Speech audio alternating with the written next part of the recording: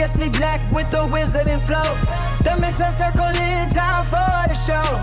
Wands up high, let that magic go. From the chamber of secrets to the castle door. Seriously black with that wizard and flow. Expecto Patronum, is it a goat or a doe? Every spell cast, every bar that flows. This is our time, watch the legend go. Hello world, this is Mordi and I'm here with my partner Ant, and this is Seriously Black, a radio show about Harry Potter from our unique perspective. Ant, how are you doing today? What's going on, family? All right. This is our first episode. Really excited to get this started. So, why don't you tell me about, how Harry Potter has fit into, we grew up together, our community, the cultural impact of the book with you from your lens and stuff like that. Well, you see, so once you get over the idea that Harry Potter is nerdy and very a kind of a preppy, I would say, point of view. Bring this closer. Yeah. Once you get past that, and you look at the cultural relevance of what this was. I mean, 20 years ago, you saw people from all walks of life just really gravitating towards something. And we're talking about a book here. I mean, the movies were a big deal, but we're talking about a book. So from the book perspective, I mean, I remember, being a kid telling my parents, like, I got to be the first one with the book. Like, by the time the last book comes out, I mean, you were having midnight releases for a book.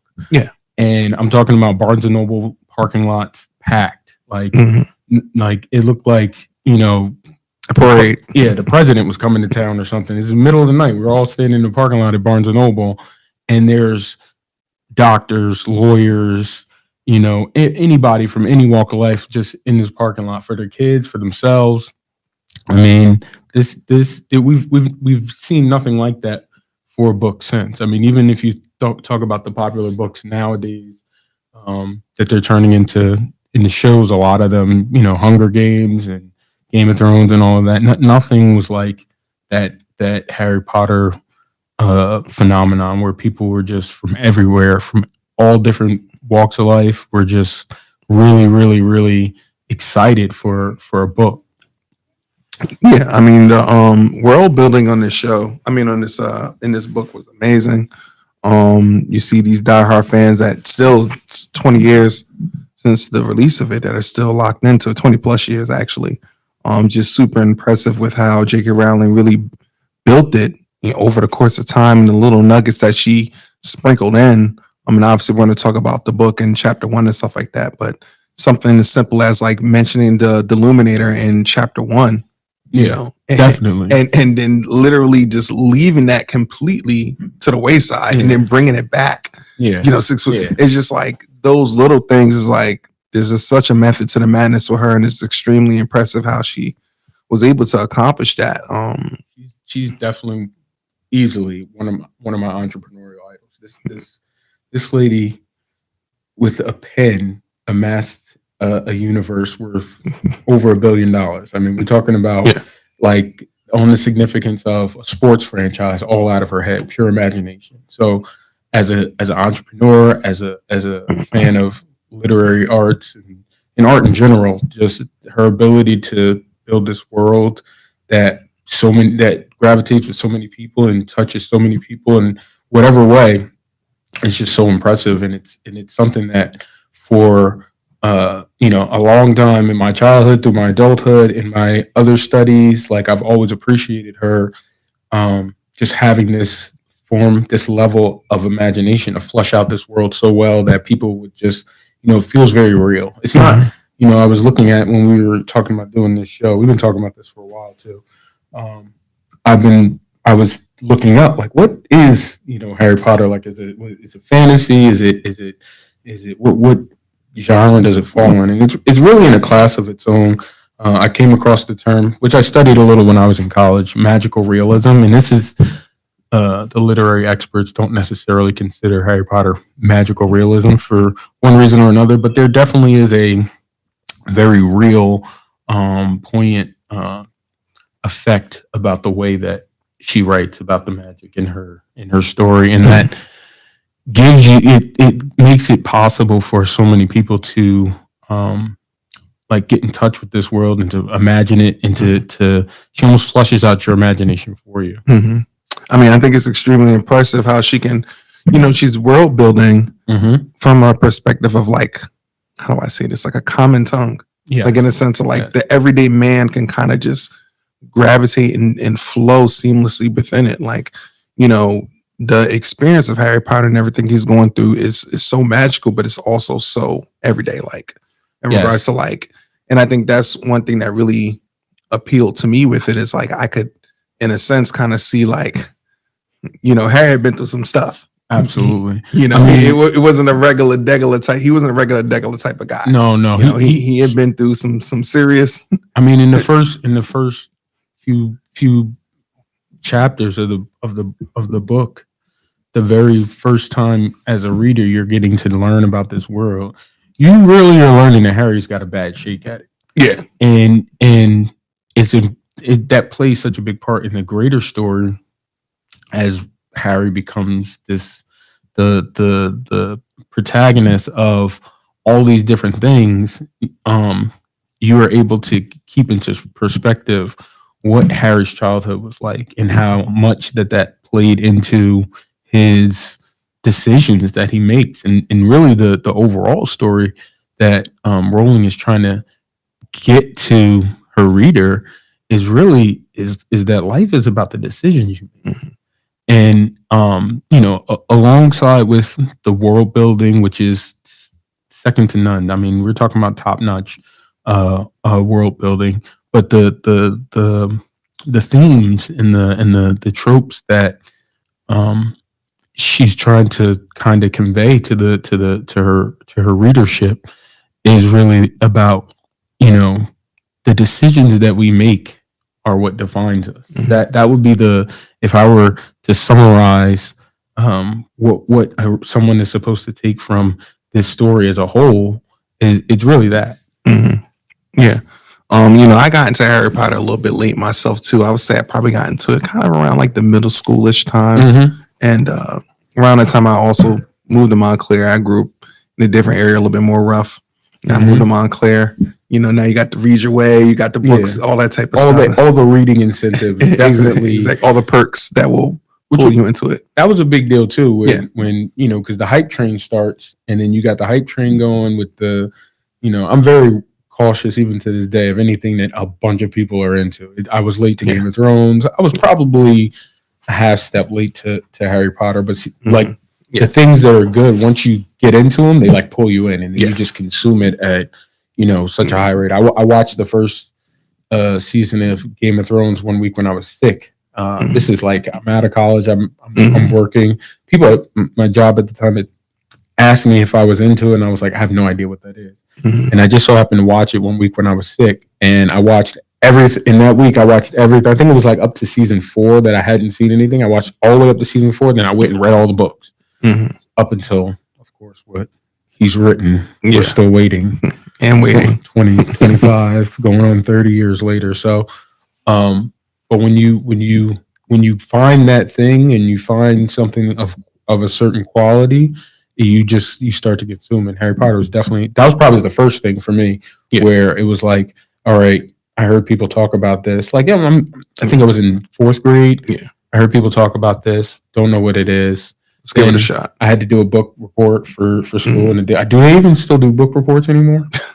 I don't think so. I had to do a book report. Do they even read like that? Yeah, exactly. It's like I think everything's audio book that.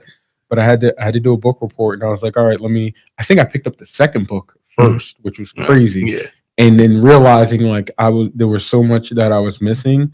I had to go back and read the first one, and then once you start, it's like, all right, let's just go through everything up until midnight releases at Barnes and Noble, waiting for this book to come out and like pre-reading chapters. I mean, it's a different world now. Social media is way bigger now than it was then. So like do you think it was? Sorry to cut you off. Do you think it was more important or more impressive that she was able to build this by word of mouth in a sense of like, because I mean, nowadays you look at social media, like what if Harry Potter came out now with the tools of social media, the ability to advertise, the ability to be able to cut up content and things like that? Do you think that could it be even bigger? Like, could it spread faster? What do you think? I think that you're seeing how, well, first, and I know we're going to get into the book, but first, the Harry Potter phenomenon really changed the way that major companies operate. I'm gonna give you an example.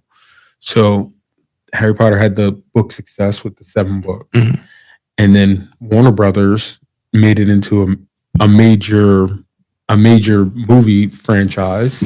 And not only did it make it into a major movie franchise, well, it made it into a major movie franchise. The franchise was so successful that even though they tell us, oh, the 7th book was too long, we had to make it 2 movies.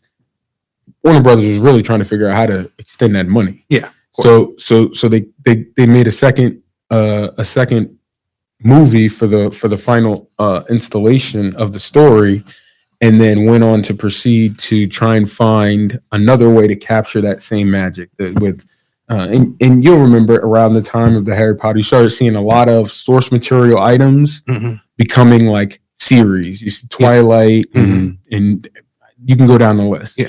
It became a business model. And so when you ask me the question, do I think had Harry Potter come out today, if it would have been different, or if they would have drove it differently, or would it have blown up faster? I think without question, only because it was such a moneymaker in the form that we got it. I mean, even now, HBO is going back to redo the same thing that was done 20 years ago, because they realize how much of a fan base this has and how much money it can drive.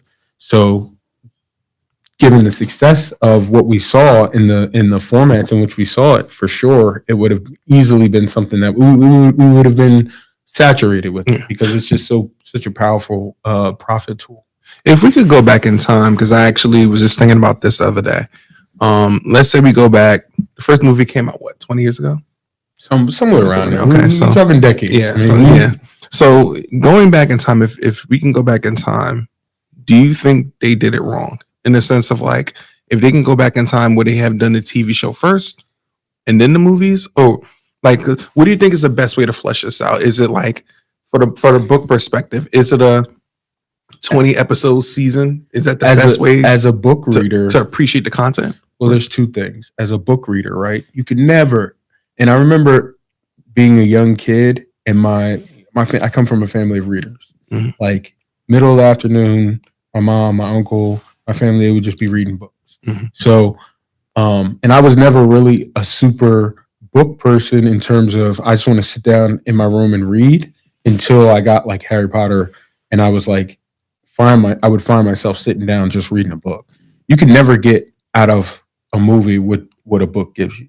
You get closer with the show, and I think that's one of the reasons why they're going back to try and do the show, because as a book reader, and I think a lot of book readers would agree with me on this, if you read the books and you're really into the lore, into the inner workings of the literature, the movies do nothing. You're never going to get to those layers. The movies do nothing in comparison to what you get out of the book. Yeah. So the exciting thing about a show, and the exciting things about shows, is that it gives you more time to flush out certain plot points and certain things, and it gives you the ability to really get out of the book onto the screen the things that are important to the people who have read the books, and ultimately the people who read the books are the core of any fandom or lore or anything that a show is going to have is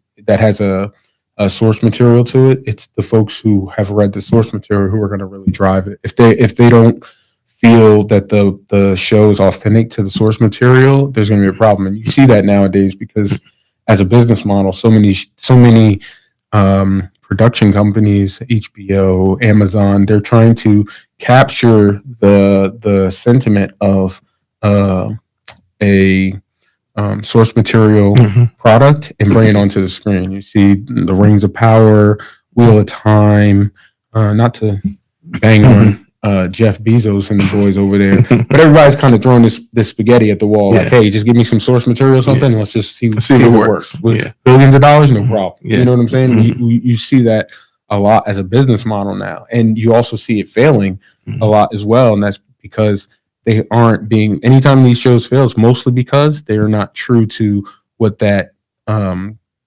source material fan base is really looking for. What is your favorite book and why? Now that's a tough one. I'm gonna tell you why it's a tough one. I can vividly remember very specific times, even, I mean, we're talking years later, of where I was reading a particular part of the book, what I was doing, where I was. Like, I remember being, I was on a family vacation. We were on a family reunion when the sixth book was out. Okay. And I remember being like in the airport reading, walking out of the airport, my head in a book, walking to the shuttle from the airport to the rental car station, and I seen another lady also reading the book, and like both of our heads are in the book. I remember when we, being in college, the seventh book came out like my freshman year in college. I remember being in my dorm room from football camp to like getting to my dorm room, shutting the door, and like reading this book. So it's hard to say which book is my favorite. I definitely have some favorite moments in every book. Of course. I definitely have like, and maybe we'll do a special episode for like our great Harry Potter greatest hits. But I definitely have some moments. So I think it's too hard to say which book is my favorite. I'll probably, if you held my feet to the fire, I would probably say the moments in the book that I enjoy rereading, because I've reread since the first time. I really, and what's crazy too, I just want to say this as we dive into analyzing and breaking down this story. I was never big into the big plot points of Harry and his quest for all these different things that were so important to the magical world. The things that I enjoyed most about reading Harry Potter were the times when he was just like in school doing normal stuff, being a person. Exactly, just living, because really it's everyday man. It's an underdog story. When you know where Harry came from, and then you get to conceptualize him just in being a normal person in a normal school. He's got problems with girls, or he's beefing with one of his boys. Those are the things that were always very interesting to me to read as someone who enjoyed the story. The bigger plot points, of course, are important and they drive those moments. But that was like, for me, like, when they're in the fifth year, when they're doing the Defense Against the Dark Arts League. I love those moments because it's very rebellious. It's built in resistance, which is a pastime for growing up. Yeah. But it also had a deeper point to it about and how it related to the rest of the book. And Rowling does a great job tying that in and how important those moments are. As she does with other things, where she does great work taking something, laying it as a breadcrumb very early, and then having it relate back and connect later on in the show. And it gives you a moment of show in the book. It gives you a moment of enlightenment, which is these are the things that you can't get in a movie or even sometimes a show. Just the level of groundwork that is laid on this foundation for her to tell this story. You dodged the answer, but I'll let you get away with it. It's hard because I'm like that too. Episode one, you're giving tough questions. I mean, for this, for some things, I could give you an answer. For this, it's just. I think it all depends. I'm talking about 10 years of reading, man. Yeah. I think it all depends on what time of my life you ask me that question. And I think that's what makes it so special. Looking back at it, like if you asked me that 15 years ago, I might have said another book. Certain books, I'd say, right now there's certain books that really do pop out to me in regards to just the texture of how she was writing and how pure I think it was to the moment, kind of like you said in the Order of Phoenix, to like this is what it feels like to be 15 years old. Mm-hmm. Like, this is it. Like, I thought there were certain books that she wrote that was so like close, like so razor sharp to the time period of feeling like that age.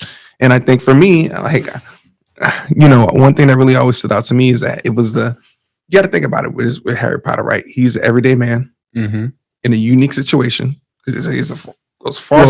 What makes him the everyday man is his upbringing. His upbringing, exactly, because he's not really the everyday. He's not everything, but the twist, the turn is what separates him from everybody else in that world. But I think also something that's kind of interesting is also that like he goes to a boarding school.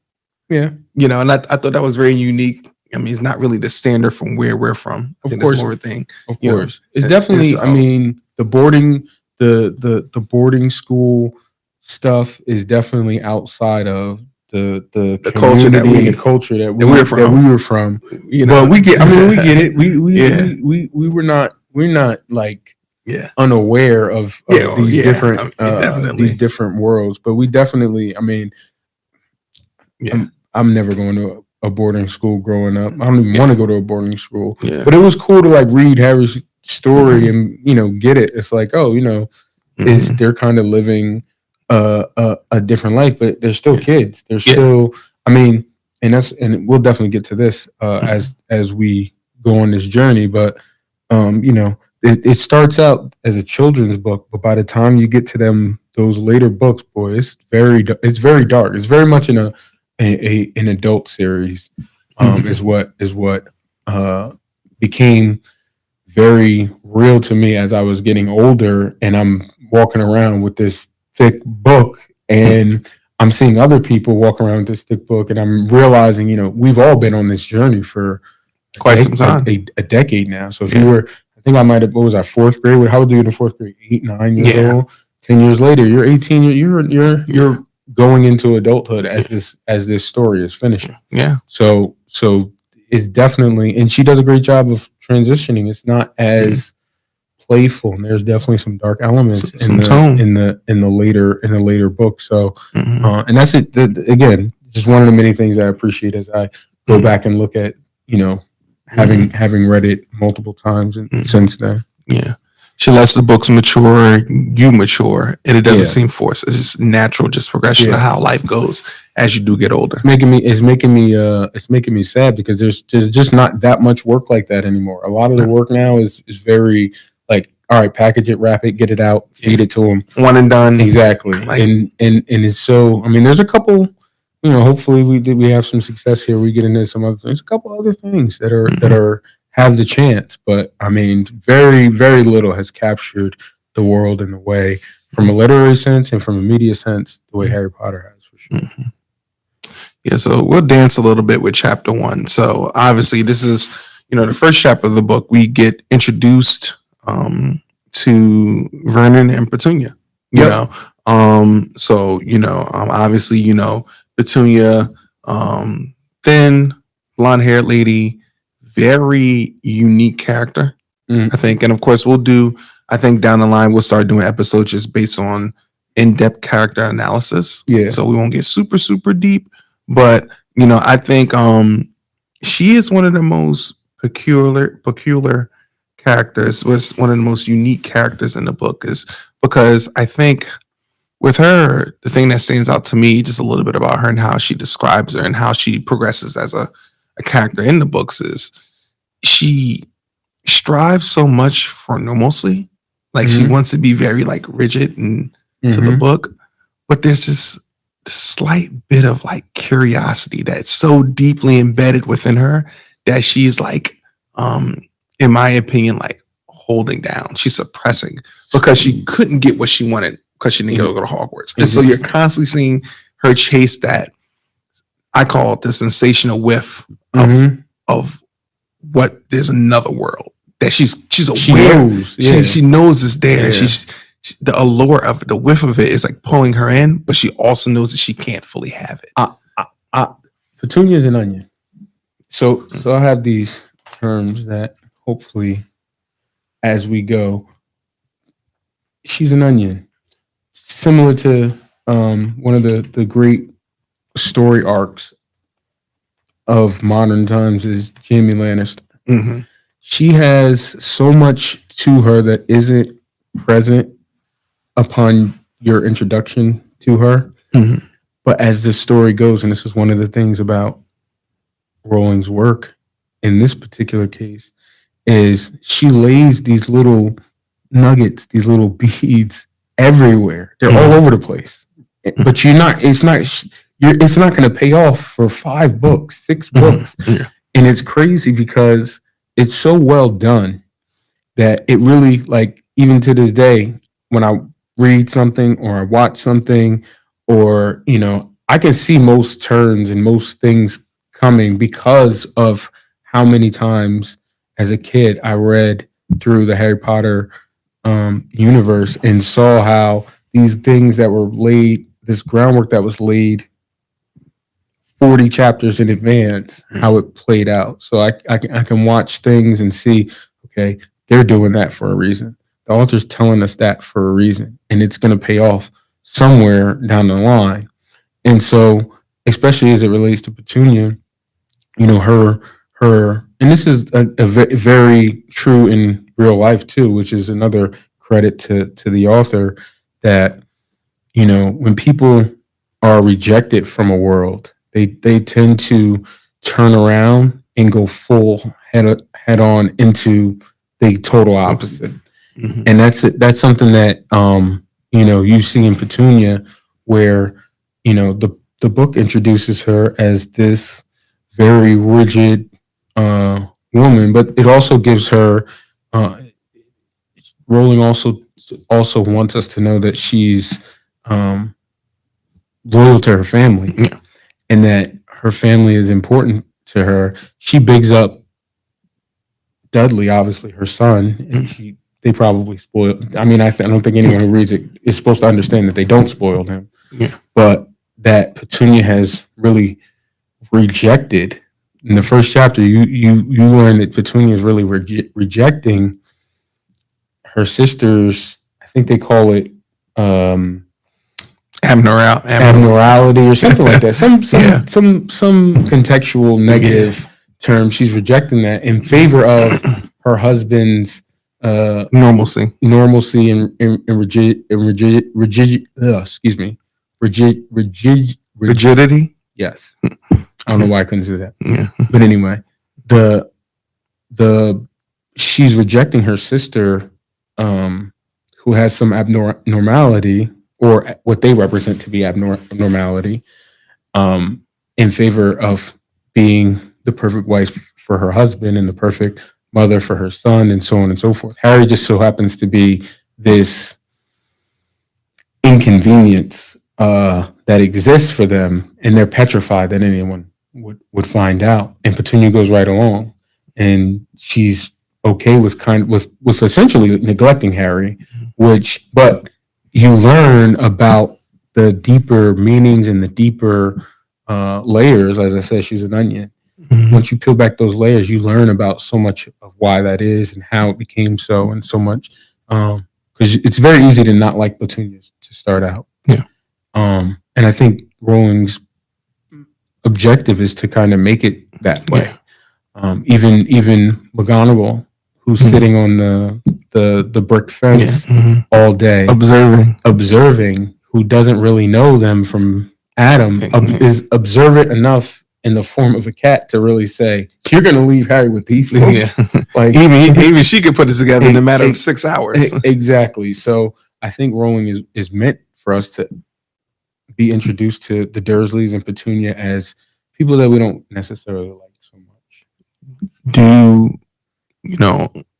looking at all of it, should we have been more empathetic towards Petunia? I think by the end, did she get a raw deal? I wouldn't say she got a raw deal. Harry got a raw deal. Yeah. Because so much of what Harry experienced was totally outside his control. Mm-hmm. Petunia, I wouldn't say got a raw deal. I would say Petunia is more of a she like I said before, she went full force into this other world because she was rejected by the world that she wanted. or that she maybe was curious about. And so because that was a choice though.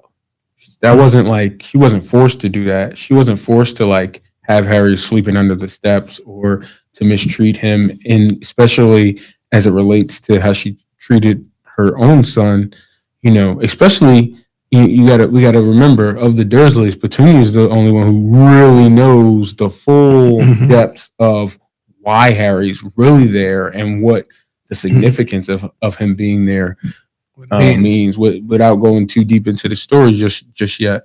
So she again, the theme of this whole story is we are the decisions that we make. So I can't give to Petunia a pass on how she acted or acts, but I can understand and recognize that everything wasn't as it seemed, and that she did definitely do some things that we wouldn't have accredited her for upon our initial introduction to her. Yeah. So you have Vernon. We're introduced to him as well in the first chapter. She makes it very clear that he's a very rigid, plain man. Definitely. Literally to the point in which I think there was a part of the first chapter in which she said it was so bad with him that he had turned his desk away from the window. Yeah, he works at it's a drill. He works at Grunnings, and his desk there's a window, but he sits with his back to the window. He faces the wall. Yeah. She definitely letting us know this is a master class of writing right here. These are some straight edge folk. These Dursleys, boy. She's letting us know from the and Vernon is about his money. He's a part about the Quan. Yeah. In the first chapter, Dudley is complaining about not getting enough presents, and he's like, he's in the kitchen it's about to go down. Yeah. Like, hold up, y'all too short. Like, and Petunia's scared, and Harry's like, I got to scarf down this bacon before he mess around, flip this table over. and Vernon's response is, the little tyke wants his money's worth. That was his pride, and it was that his son would be about his and Vernon is very much the same thing, and that's something that's common. His work comes up quite a bit, and I think Rowling wants us to understand what Vernon's value system is. No strange or weird things. Get to this money. That's Vernon Durst. Which I can't say that I'm too far off of that mindset. You know what I'm saying? It's like I can understand Vernon Durst. Hey. I think it's weird because whether people, there's parts of him that people could possibly dislike about him in regards to the way that definitely dislikable. In the way he treats Harry. But when we're talking about the core of like being very like straight laced and about the business, and it seems like whether you like it or not, there are some parts of him that he's a family man. Yeah, he's about his family. He's his direct family. Maybe not Harry, but he rocked for his sister too. Yeah, he's loyal to the soil in regards to like taking care of his son, taking care of his wife, takes care of the garden. He's very much of a very straight laced guy that's about his money and his people's. Which in all honesty, I think that could to some that's kind of like the American dream in the sense of like I got this, I got my plot of land and got a little coin in my pocket, and Vernon is very relatable. When it, of course, Harry's the focal point of the story, but Vernon as an adult, especially. Yeah. Now remember, book 1, chapter 1. This is mostly written for kids, but as an adult, I understand Vernon Durst. Yeah, I get it. Maybe back then he would have been just a stick in the mud square. Yeah. He's definitely a square, but he letting his lady know, hey, listen, you rocking with me? We about to get to this money. Your sister, I don't know what she got going on, but that money funny. But listen, leave all that over there. We're gonna be over here. We're gonna get to this money. We're gonna get a nice yard. We're gonna go out and live the life, and your little weird nephew, I can listen. I think I understand where Vernon's coming from. Yeah. Now, do I think he was particularly nice to Harry? No. I don't think at any point does he ever show any real empathy for Harry's situation. And I would think that I would describe Vernon and Petunia's marriage to be pretty close enough that she would have explained something to him. Mm-hmm. So I don't look at Vernon. I look at Vernon as I understand him, but I don't necessarily agree with all that he's got going on. But I think that was a allure to Petunia, is that he was so straight laced, exactly, and the fact that he was not even thinking about anything outside the box is that what appealed to her the most. So why even expose him to the potential of there being more? His mind couldn't even fathom that. I think that, I know it sounds kind of odd, but you got a character like Vernon. I think, is that the person? Like, is he the controllable piece that we see in today's monoculture of man, in the sense of like he's so like to the book? Do we want people to be like that? So kind of like robotic.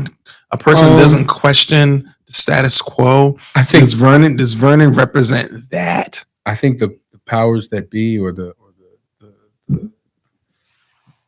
dominant society, would want a bunch of Vernon Dursleys. I mean, even like I remember rereading because I almost never start at the beginning. Mm-hmm. I might start like somewhere in the middle and read through and then wrap around and read again.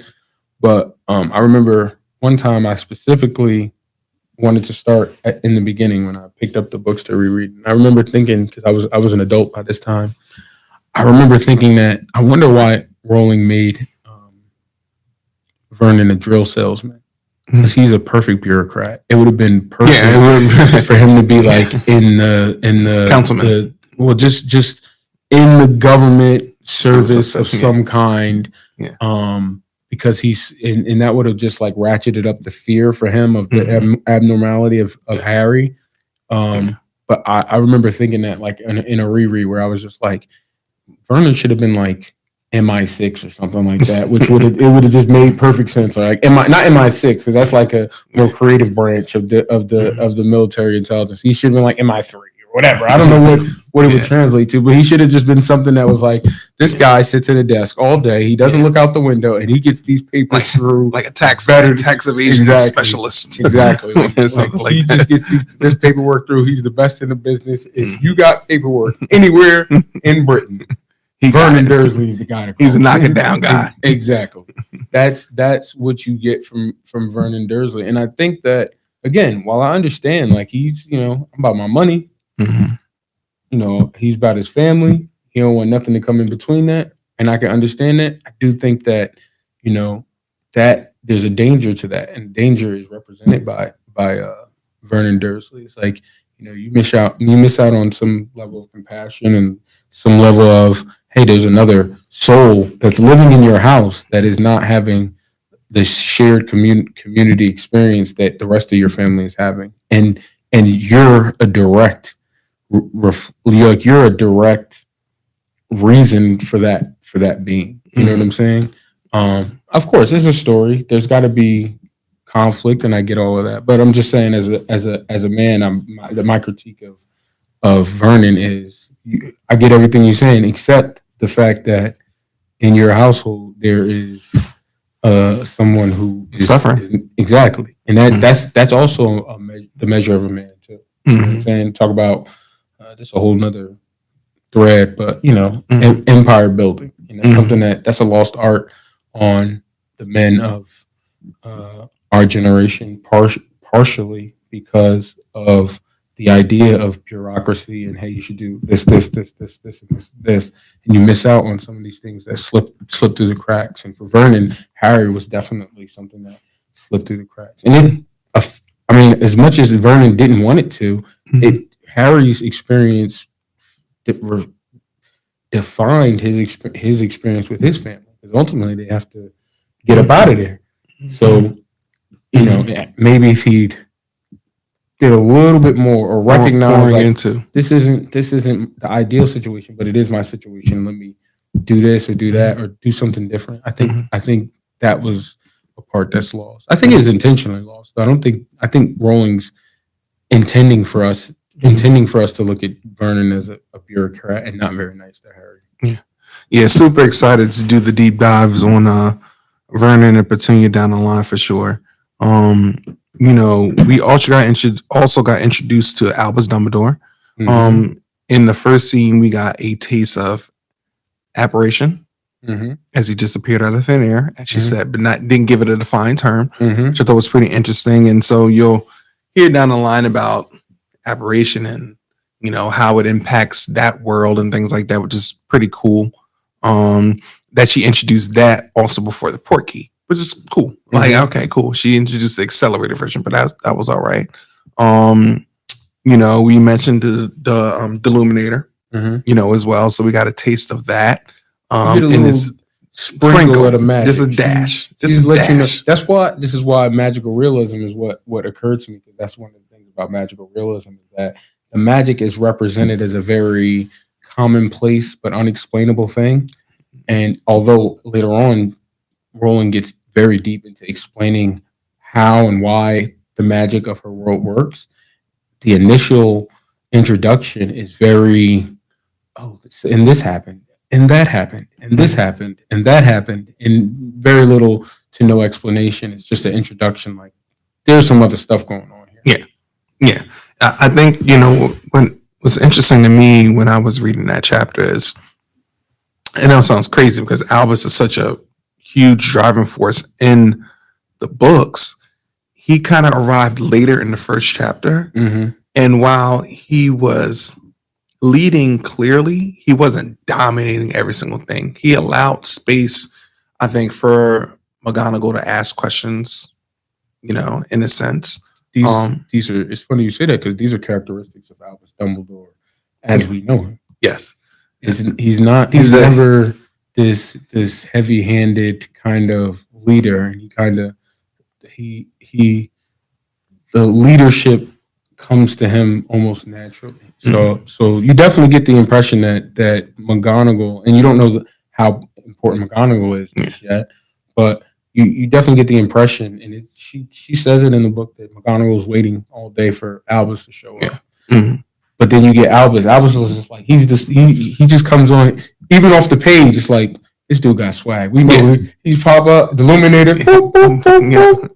What's going on? He makes it happen. You've been here all day. You should have been out celebrating. Exactly.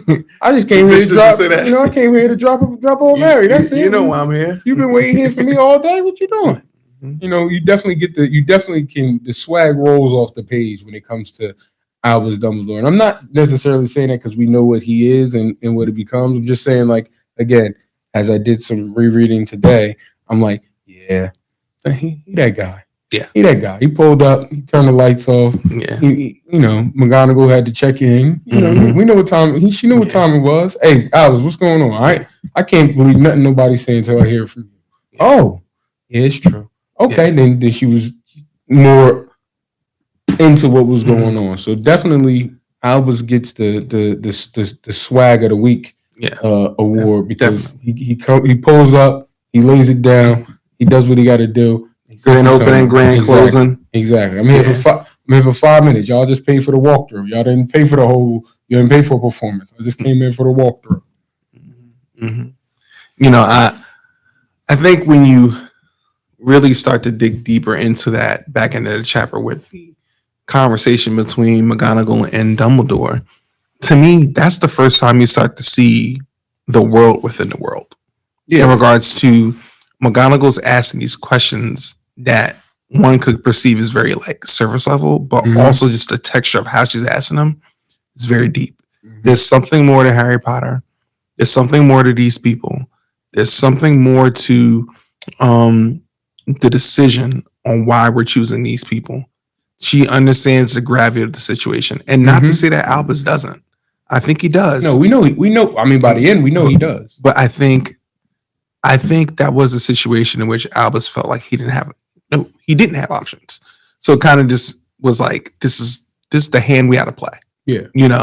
And he took it for what it was and kind of hoped it kind of all fell into place in a sense. Like, you know, is it what it seemed like? I mean, we're gonna have some over the course of this breakdown, not just today, but going forward. We're gonna have some excellent quotes from the book that I remember like the back of my hand because I've read it so many times, and there's so much context to it once you've done when you've reread this story so many times. But like, you know, I think as he talks about it later on, way later in the series, I think Dumbledore admits to a lot of that stuff. Like he's kind of as great as he's perceived by so many that a lot of times he's just busting moves and trying to piece it all together and make it happen.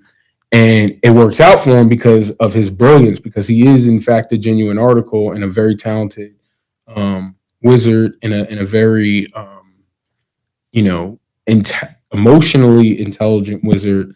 But I think that I think he admits, I think it's to Harry that, you know, he doesn't say it exactly like this, but he's kind of telling Harry like, I'm doing the best I can with what I got. With what I got, I'm trying to make the decisions, and he even levels with Harry and says, being brilliant as I am, I have to accept that responsibility, but also my mistakes tend to be significantly greater than the average man's mistakes because I am the one that people are looking to solve the problem. When I make a mistake, it's usually a big mistake. Yeah. So I'm trying to, which is incredible self-awareness as a individual, which is something that I always try, like for myself personally, try and keep in mind. The ripple effects. Well, just when I'm making a decision that is going to affect other people, that I have to recognize that my decisions are going to have an effect on other people, and I have to accept the burden of when I'm wrong, what that wrongness means for the other people I'm making a decision for, or that my decision is going to affect. And I think that's part of manhood. That's a manhood lesson. Like, you know, hey, you're going to make a decision and it's going to affect other people. And at the end of the day, you're going to have to live with that decision and accept responsibility for that decision. Mm-hmm. This is an interesting quote from it. This kind of sums up what we were saying about Albus in regards to the understanding, the gravity of the situation, but also, I don't want to say making light of it, but just kind of like it was what it was. When talking to McGonagall, he said, when she asked about why are we doing this, why are we leaving here, he said, it's the best place for him, Dumbledore firmly. His aunt and uncle will be able to explain everything to him when he's older.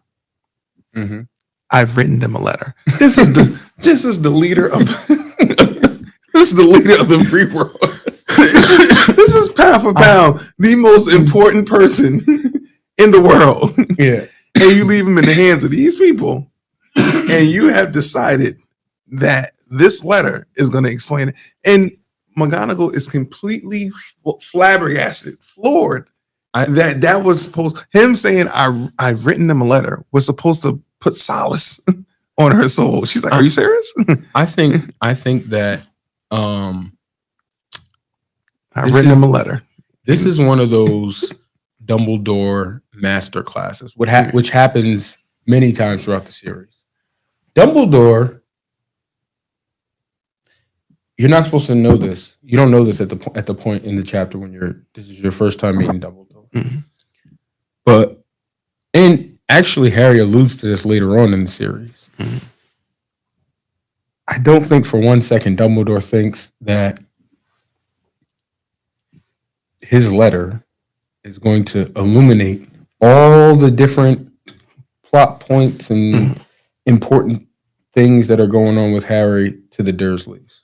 In fact, I think that Dumbledore knows that if anything, it's more likely to piss the Dursleys off. And I think that part of, I mean, there's a strong magical reason why Dumbledore leaves Harry with the Dursleys. But I think also Dumbledore is recognizing that Harry's not going to grow up in the way that he could and be very and be ruined before Dumbledore really gets to have a level of influence over him. And while I don't think that Dumbledore was condemning Harry to the childhood that he ultimately suffered for 10 years, I think that Dumbledore knows that when Harry does return to him, that Dumbledore will be able to have the level of influence over be able to him mold him. that he wants and needs to have in order to accomplish this greater plan, right? And I think that you learn later on in the backstory of Tom Riddle, not to go too far ahead, but why we can credit Dumbledore with that much foresight, because Dumbledore was a firsthand witness of Tom Riddle's upbringing and the influence that was able to be imposed upon him by the time he got to school. So I think that Harry is really Dumbledore's second crack at, hey, I have a really important student that's going to be coming through this school, and everything's got to be just right, and the stakes are really, really high. So I think that Dumbledore's play, aside from just the magical component of why he needs Harry to be with the Dursleys, I think his play of being able to reserve his influence for later on in Harry's life, and how important it would be for Dumbledore to be able to connect and get through to Harry some important information. I think that's as much of part of the play of leaving Harry with the Dursleys as it is, as is the magical for the magical reasons that he leaves Harry with the Dursleys. When we're introduced to Hagrid, also as well, who arrives with Harry on a motorcycle. Another small little sprinkle there. When he pulls up, Hagrid mentions that he borrowed it, the bike, from Sirius Black. My man. No further mention for a substantial bit of time. We would say a couple books, right? Before we hear that name again.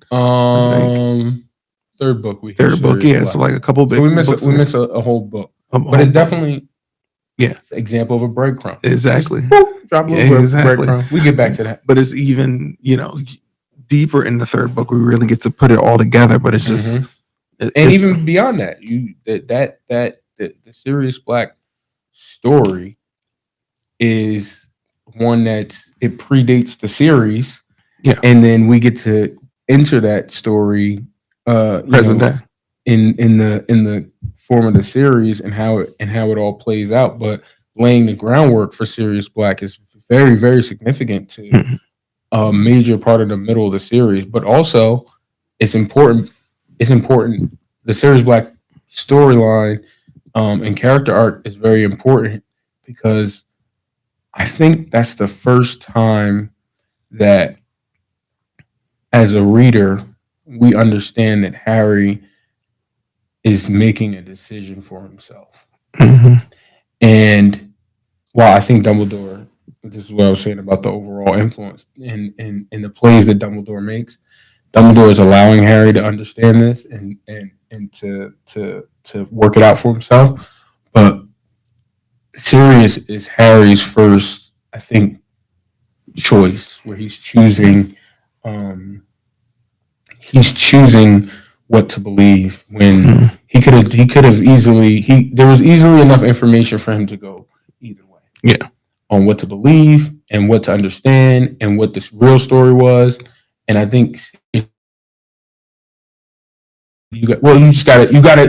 only you can decide what it is and what it isn't. And you got to decide to go with it or not go with it. And I think that's the importance of Sirius. So her laying that breadcrumb early on, Sirius Black, I mean, it's something you could read over 1 million times and it has no significance until later in the show. Like, oh wait, I heard this name before. I can't remember why. Then you got to go pull the thread of where the name was from. And that's one of the things that's different about when the books came out to now. Because nowadays, if a show gets a thread, or if a show gets a theory, it's worked over 1.5 million times. Pulling Reddit, social media, and that's something that we didn't really have when the books came out, because it was like you kind of like you got to fend for yourself, and if you really want to spitball about this, you got to roll up on somebody who's as deep in the knowledge, and if they're not, you just gotta wait. That's it. And that's one of the things about good. If it's good, you'll wait.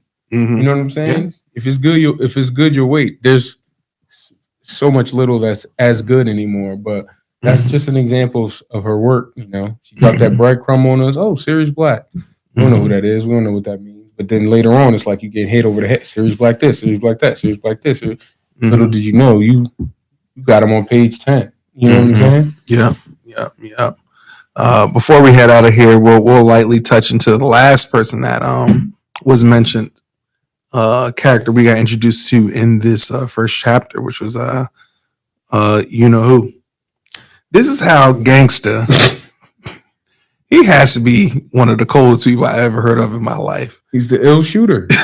He's the magical shooter. That's what we're gonna call him. The magical shooter. Magical shooter. Because everybody was afraid of him. He was so cold they wouldn't even say his name. You imagine? Do you know who? That's like calling somebody the boogeyman, which we do know a boogeyman. Well, yeah, we do. But I'm just saying the way that you don't. I mean, it doesn't really seep in. McGonagall and Dumbledore have that exchange where Dumbledore is like, "You really should call him by his name." Yeah, and McGonagall's like, "It's easy for you to say, bro." Like that's basically what her response is. Like, you the only one he wasn't shooting at. Exactly. All of us, we did it got. We're looking over our shoulder. I'm walking around calling this man by his name. He looking for me. You calling him by his name. He going the other way. You can, I don't know about all of this, Dumbledore. Like, and it's funny because you know throughout the series, you know everyone calls him you know who to start out. But then characters start to branch away from that, and you start to see how they start to find themselves in saying the name Voldemort and being okay with, yo, he gonna come for me, I'm gonna come for him. Like, you know, you get it's always a moment of like self-realization for the character when they decide to enough's enough. Yeah, it's not he who must not be named, it's Voldemort. And Harry's one of the characters, and even in his moment, he's like, I'm saying his name, Dumbledore say his name, he coming for me. And this is before Harry really has the full story, but Harry on some level can feel it. Like it's gonna be what it's gonna be. And what am I running around talking about he who must not be named for? And so it's interesting in the first part of the book because it's like he who must not be named. What does that mean? Did I read that right? You know what I'm saying? And then you know McGonagall, and it's crazy because once you realize how powerful McGonagall actually is as a witch, you're like, she's elite for sure.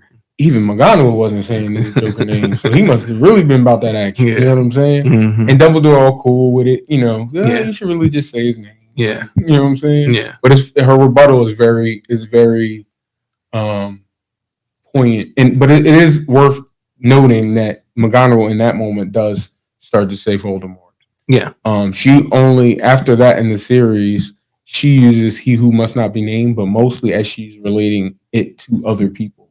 Yes. Where she wants them to understand the gravity, some information. She says, "Oh, he must not be named this or that or this or that," but she with Dumbledore, it's Voldemort. This is his name. Yeah. And again, another shout out to Dumbledore's swagginess and him just being like, you know, for him, he knows the man, whatever air quotes you want to insert there.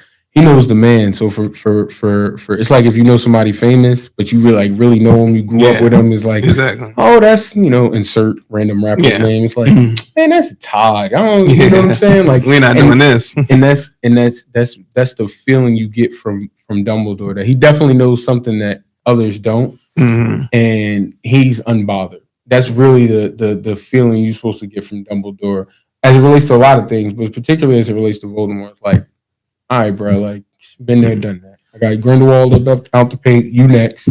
When you decide to pull up, it's on and popping. What's up? Yeah. So I think that it's important as a reader to know that at least Dumbledore is not so moved by the idea of this he who must not be named character. And that gives him that that what is the new it's not a new word, it's an old word, the aura. That gives him the aura of this is the guy that we're paying attention to Dumbledore. Even though he was in the chapter for a brief minute, Dumbledore is someone we gotta pay attention to.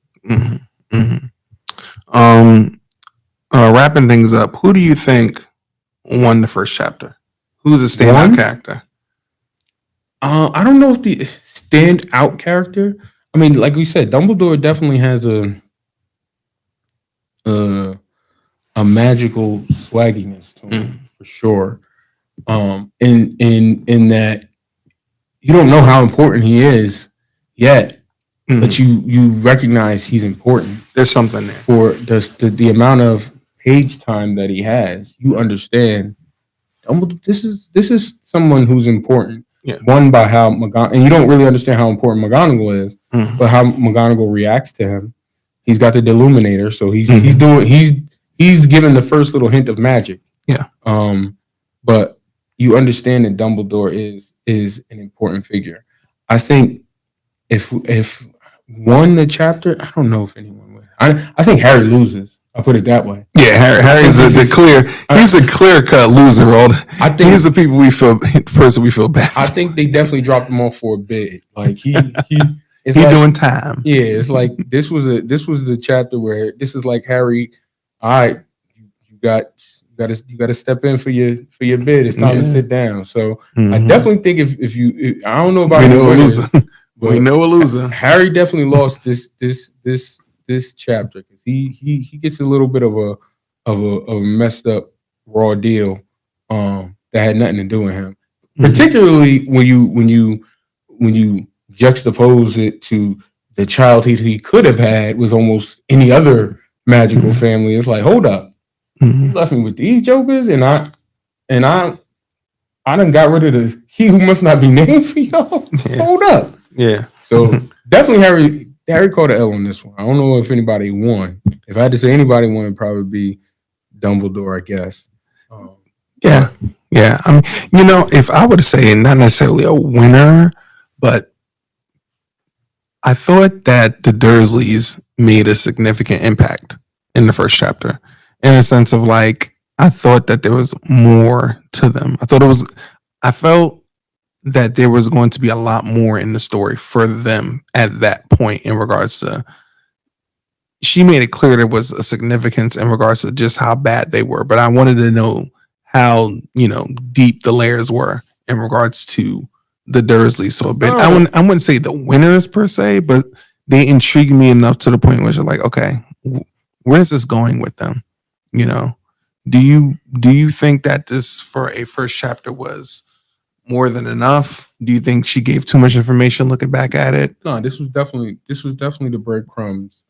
This is the start of the master class of breadcrumbs. This is just JK getting in her bag. She in the chef. She cooking it up. She letting you know, I'm gonna drop you this, I'm gonna drop you that, I'm gonna drop you this, I'm gonna drop you that. And it's all gonna come back. You don't know when, but it's all coming back.